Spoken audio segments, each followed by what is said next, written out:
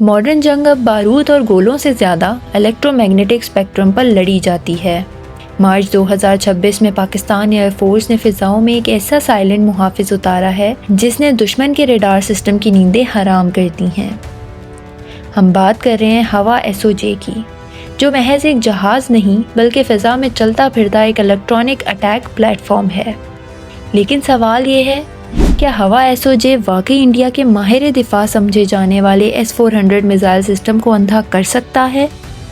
और 2019 के अभिनंदन इंसिडेंट के बाद पाकिस्तान एयरफोर्स ने अपने इलेक्ट्रॉनिक वॉरफेयर स्क्वाड्रन को कैसे इतना मॉडर्न बना लिया? आज की इस वीडियो में हम हवा SOJ की ताकत और पाकिस्तान एयरफोर्स के मल्टी डोमेन ऑपरेशंस का पोस्टमार्टम करेंगे।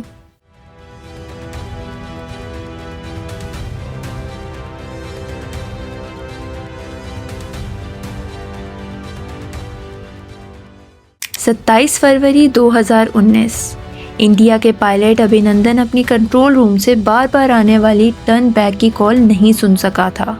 क्यों? क्योंकि पाकिस्तान एयरफोर्स के ब्लाइंडर स्क्वाड ने उसके रेडियो सिग्नल्स को सॉफ्ट किल के जरिए जाम कर दिया था। लेकिन वक्त बदल चुका है। पुराने DA-20 फैल्कन तैयारे अब मॉडर्न बैरेज जैमिंग की कुव्वत नहीं रखते हैं।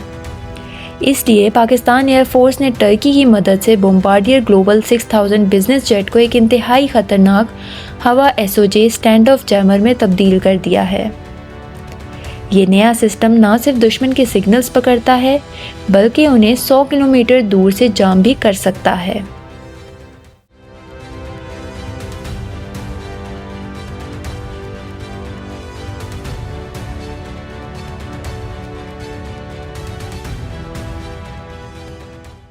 दोस्तों, S-400 को इनविजिबल समझा जाता है, मगर हवा SOJ इसे अंधा करने की सलाहियत रखता है।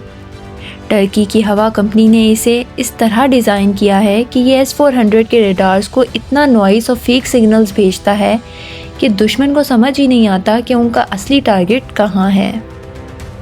इसके साथ ही पाकिस्तान एयरफोर्स अकिंसी और अक्संगर ड्रोन्स को भी EW वेरिएंट में ला रही है। अकिंसी हाई पावर जैमिंग करेगा जबकि अक्संगर लॉन्ग एंड्योरेंस सपोर्ट फराहम करेगा। ये लेयर्ड इलेक्ट्रॉनिक वॉरफेयर दुश्मन के हर एडवांस मिसाइल सिस्टम को बेअसर बना देती है। इंडिया के ब्रह्मोस मिसाइल थ्रेट के लिए पाकिस्तान एयरफोर्स ने एक नया प्लान तैयार किया है। पाकिस्तान एयरफोर्स ना सिर्फ short range air defence system को बढ़ा रहा है बल्कि ग्राउंड बेस्ड ट्राइडेंट जैमर्स का भी इस्तेमाल कर रही है। सिर्फ फिज़ा ही नहीं, पाकिस्तान एयरफोर्स ने अब स्पेस में भी कदम रख दिया है। स्पार्को और पाकिस्तान एयरफोर्स के नैनो सैटेलाइट्स दुश्मन की हर हरकत पर नज़र रखते हैं। 2026 और 27 तक जब J-35 स्टेल्थ जेट्स और हवा SOJ एक साथ ऑपरेट करेंगे तो पाकिस्तान एयरफोर्स का इंटरसेप्शन रेट दुनिया के बेहतरीन डिफेंस सिस्टम्स के बराबर होगा।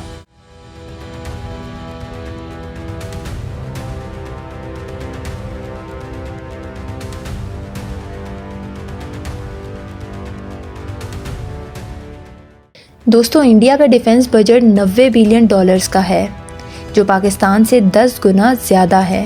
मगर जंग सिर्फ पैसों से नहीं बल्कि प्रोफेशनलिज्म और टैक्टिक्स से जीती जाती है। 2025 के ऑपरेशन सिंदूर में इंडिया के पास राफेल और मेट्रियोर मिसाइल्स थे, मगर वो एक भी शॉट फायर नहीं कर सके, जबकि पाकिस्तान एयरफोर्स के J-10C ने बाखूबी उनका सामना किया। पाकिस्तान एयरफोर्स ने J-16 जैसे भारी फाइटर्स के बजाय ग्लोबल 6000 पर मबनी EW प्लेटफॉर्म्स को तरजीह दी, क्योंकि हमें इंफ्रास्ट्रक्चर बदलने की ज़रूरत नहीं पड़ी। ये स्मार्ट डिफेंस ही पाकिस्तान की असली ताकत है। दोस्तों, पाकिस्तान जंग का ख्वाहिशमंद नहीं है, मगर फ़िज़ाओं में अपनी स्पेक्ट्रम सुप्रीमेसी बरकरार रखना हमारा दिफाई हक है। हवा SOJ की इंडक्शन के बाद 2026 का पाकिस्तान 2025 से कहीं ज़्यादा मजबूत होगा। क्या आपको लगता है कि इंडिया हवा SOJ का कोई तोड़ निकाल पाएगा? कमेंट सेक्शन में अपनी राय ज़रूर दें। दोस्तों, आज की वीडियो यहीं तक। अगर आपको ये अपडेट पसंद आई हो तो इसको लाइक करें, शेयर करें और हमारे इस चैनल को सब्सक्राइब करें। मिलते हैं अगली वीडियो में, तब तक के लिए अल्लाह हाफिज़।